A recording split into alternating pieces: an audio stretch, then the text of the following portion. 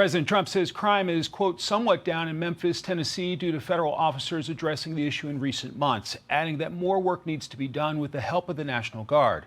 For more, let's bring in Homeland Security Assistant Secretary for Public Affairs, Tricia McLaughlin. Tricia, welcome. Great to have you. Thank you for having me, Mike. So let's start with the big boss on Memphis. He wrote on Truth Social, quote, "The only reason crime is somewhat down in Memphis is because the FBI and others in the federal government at my direction have been working there for 5 months on the absolutely terrible crime numbers.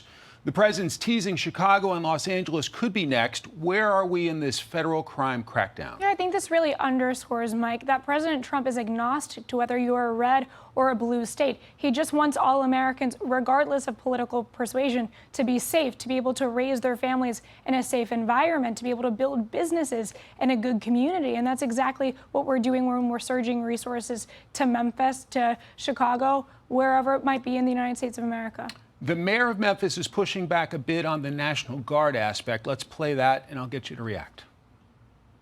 Well, I'm certainly not happy about the National Guard. I am looking forward to trying to find ways to invest in the things that we're already doing to address crime in our city. My goal is to make sure that if they are coming here, which we now know they are, that we are able to drive how they engage in our city. Now, Homeland Security doesn't oversee the National Guard, but how do you respond?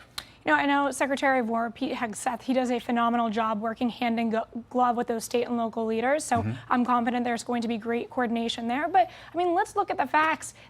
Memphis has some of the highest violent crime rates in the country. They have the 3rd highest murder rate. So we absolutely need to get resources on the ground to make sure Americans are safe. There was an incident near Chicago where an ICE officer was dragged by a car, leading to a shooting. What's the latest on that?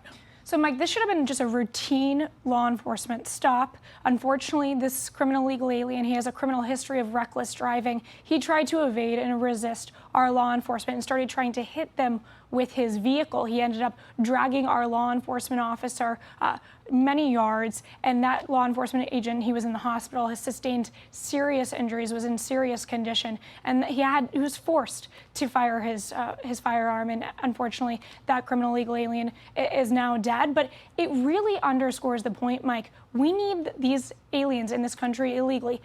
They cannot resist arrest. And those politicians like AOC, those activists and other politicians who are really pushing for the resist of law enforcement, for the resisting of the rule of law, that's putting public safety at risk. That's putting our law enforcement at risk. And that's putting those illegal aliens themselves at risk. If you are in this country illegally, there's 1.6 million people who have been in this country illegally and left. They've self-deported. We're encouraging more. Secretary Noem has done a phenomenal job offering those in this country illegally $1,000 and a free flight home.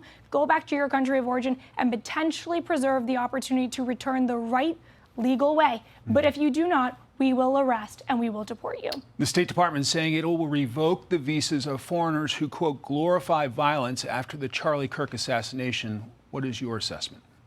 If you are in this country on a visa, it is a privilege, not a right, and you're a guest in this country and you should act like it. If you are glorifying the killings of Americans, that privilege should be revoked. Bottom line, you're a young conservative. Let me ask you your response or your reaction to the passing of Charlie Kirk. I think we should never stop debating.